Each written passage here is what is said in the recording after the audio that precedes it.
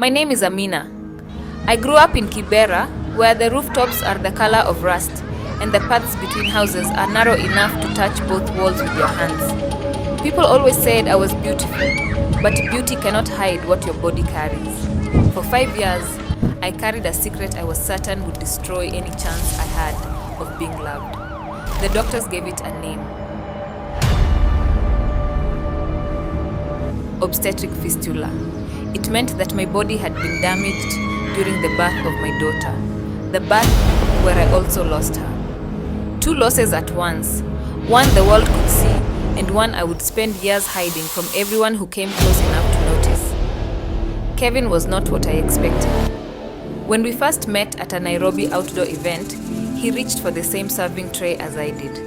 Our hands almost touched, and we both pulled back. He looked at me with genuine curiosity, telling me I seemed like someone who was somewhere else in the head, thinking about something more interesting than the room we were in. When he introduced himself, life shifted. As our relationship grew, I wanted to tell him my secret, but fear paralyzed every attempt. We would walk through Uhuru Park, and when he would ask what it was that I kept not saying, I would almost confess, telling him there were things about me that, if he knew, might make him not want to stand so close. He would tell me to try him, but I would simply say, not today. He promised he wasn't going anywhere, but I watched the water, the words sitting in my chest like stones. Still, I committed to him. We had months of laughter and late night calls, even as the secret grew heavier.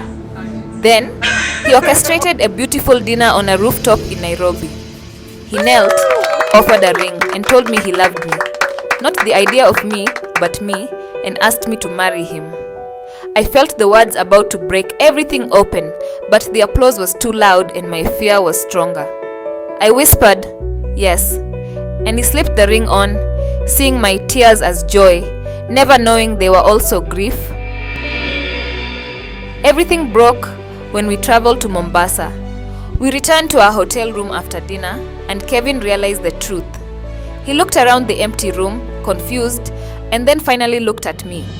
I slid down the door frame to the floor, finally apologizing for the lies and for hiding for so long.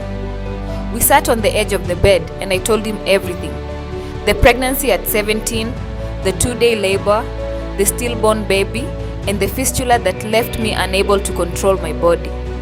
I told him how people always leave when they find out, and how I was afraid to lose the only good thing that had happened to me in 7 years.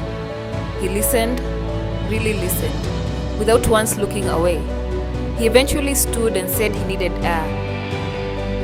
And while he sat alone on the vast dark beach wrestling with his decision, I waited in our room, expecting the door to close behind him forever. But at dawn, the handle turned. Kevin entered, crossed the room and sat beside me. He took my shaking hands in his, studied the ring still on my finger, and opened his mouth to speak, leaving me to hold my breath as I waited to find out what love truly was.